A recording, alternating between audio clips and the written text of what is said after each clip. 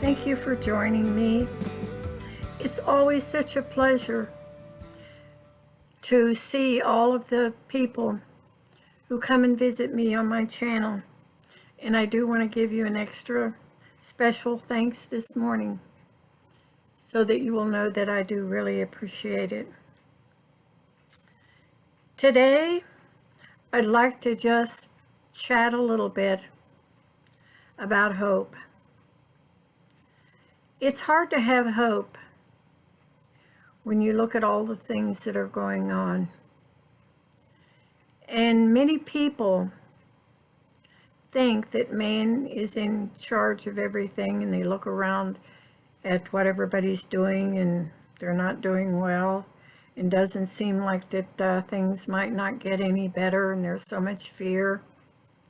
But the reason why I really came in my lifetime to be so adamant that there is a God and the Bible is real and true is because of all of the other things that I read, and and what I found out was the reason why Christianity is so popular. And I understand people think that Islam is the fastest growing religion, but I looked into that too. And it's a religion of doom and gloom and all of these things that you have to do if you're going to attain paradise. And many of them just go out into nothing. There's nothing there. And there's no hope. But the Bible gives us hope. They give us resurrection. They give us forgiveness. There's forgiveness in there.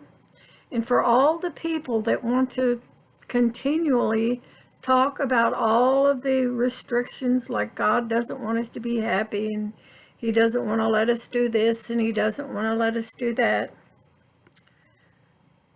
Like I said, there's always, my son once accused me and said, well, you just grew up in this, so you believe it. But in everybody's life, as they grow older, they do have the time when they question it. And with me, I was always wanting to learn new things.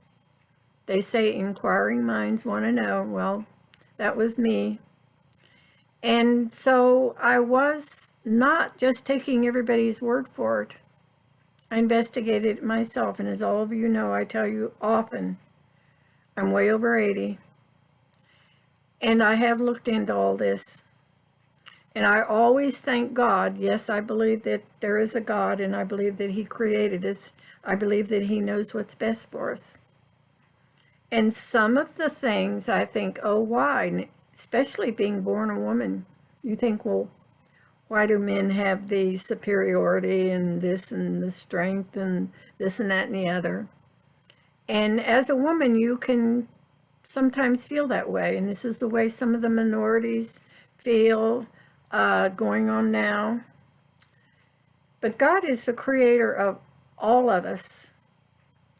And he obviously likes diversity, and I do too, because I'm constantly rearranging and reading new things and trying to learn new skills. And our attributes that we have, I believe, were given to us by God, because he said, let us make man in our own image. So this morning I'm just talking generally of why I believe in the Bible, why I believe in the accuracy of what is written there.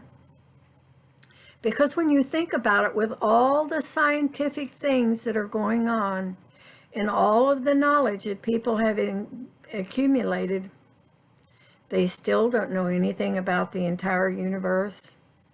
They still, with their Big Bang theory or their evolution theory, they still do not know. And they cannot create something from nothing. It's already here. So how did it get here? Who put it here? Some great masterful mind made it so that everything works together. if you just take the human body or the animal life or how the earth recreates itself with matter from the fallen leaves and how the water recirculates, why would we think that just because we're learning how things work, that we could actually make something from nothing work? So this is a lifetime of looking into it. And so I encourage all of you not to take anything for granted. And all of this new fangled things, they want to introduce new ideologies and new things that everybody wants to try. We usually make a mess, and we usually have to rescind what we've said we thought was correct. We are diverse. We have a right to be diverse. That makes us interesting. That makes us beautiful. And if we will open our minds with brotherly love, which the Bible does teach that. People say the Jewish religion was just a religion of wars and killing people. And I disagree. I think they haven't read the whole thing. Because everything that happens, the changing of the climates, is for our good. It's for the good of the earth. It's man with his inventions that mess things up. Because a little bit of knowledge is a dangerous thing. And when we don't have the complete knowledge, and it is wonderful to investigate and try to figure these things out. This is the brain that God gave us. And for those that want to deny God, I just have to quote it that way because that's the way that I believe it, is that God gave us this brain and he wants us to use it. Has no problem with us questioning anything. And so if you look at all the other religions, which I promise you I have, and maybe there's a few I missed, some obscure ones that I don't know anything about, but the ones that I've looked at, we do not get the hope of a resurrection. We do not get the assurance of forgiveness. We are not forced to go through great rituals because we believe that Jesus has already paid for our mistakes. And that if we're willing to acknowledge them, and if the mistakes are wrong, to correct them and turn from them, and not be so stubborn and rebellious that we're not willing to learn. And if we're hateful, if our religion is promoting hate, that those that don't agree with us, we have to hate them and kill them. And I maintain that there's religions that do say that. This is not what Jesus taught. This is not the Christian way. And I am very happy to have found Jesus Christ, and be willing to be led by his teachings. And that is what a Christian is. So this is the reason why I promote the greatest book on earth. You know, I always do. The Holy Bible. And yes, it's translation after translation after translation. But I still maintain there's enough in there that if anybody wants to know the truth, they will find it. One of the disciples of Jesus wrote a book in the James, and it says, if any man lacks wisdom, let him ask of God. And for those that would throw away the Old Testament, there's a wealth of help there. There's a wealth of information there. So I encourage you to investigate this book. Because if you just listen to the people that says it's a hate speech, it is not. you will find over and over and over, it speaks that because men, and I'll add women to that, because of their hardness of their heart, these things, calamities happen. And because certain nations practiced very evil things, they were told to go in and take over their land and promote good. And none of us are exempt from doing wrong things. So how can we hate someone else who's done something bad and wants to repent of it? And how can we hate other people that just have different ways than us? If those ways are good and they're not out here causing great harm, why would we go out and persecute them and throw firebombs and things like that at them?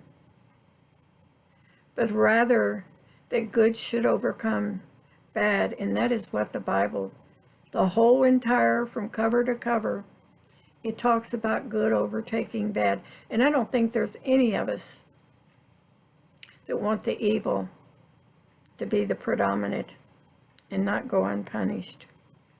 So this morning, I'm just coming to encourage you that if you have not yet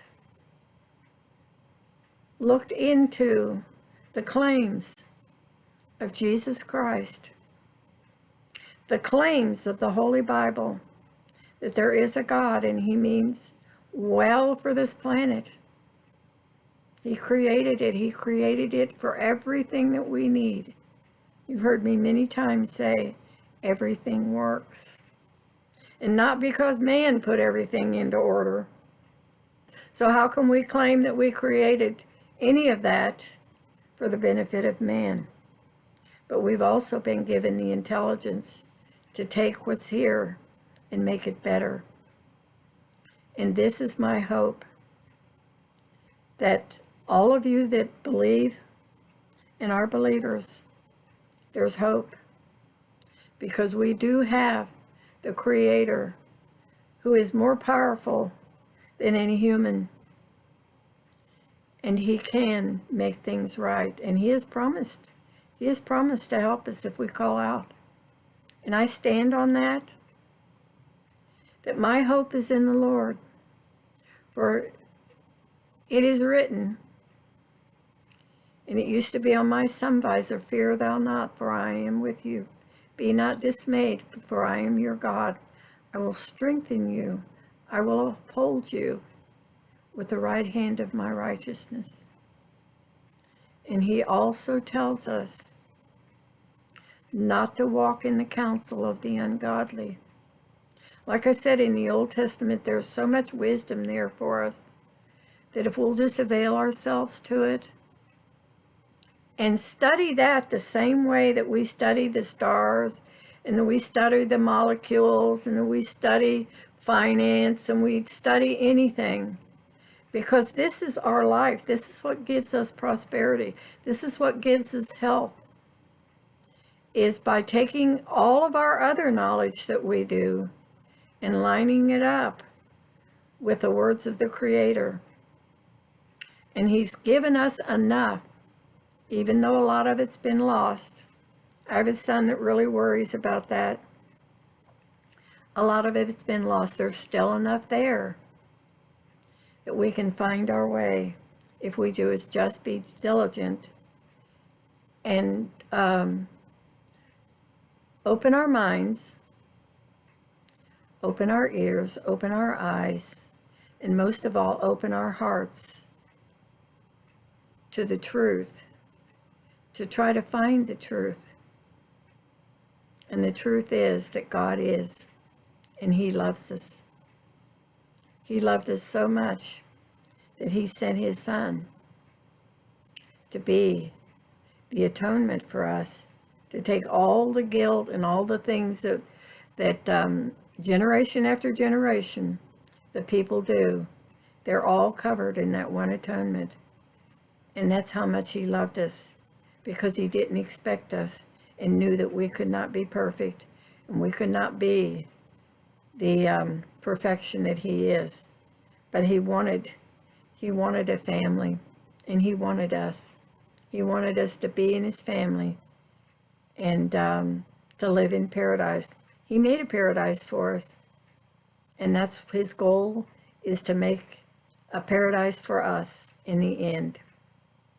So I'm going to leave you with that God so loved the world, every single one, all the diverse nationalities, all the diverse looks, whatever complexion and whatever nationality. God so loved the world. So until next time, I hope you will join me again, and I bid you shalom, the shalom of God, which is unconditional love and peace. Guilt in life, no fear in death. This is the power of Christ in me. From life's first cry to final breath, Jesus commands my death.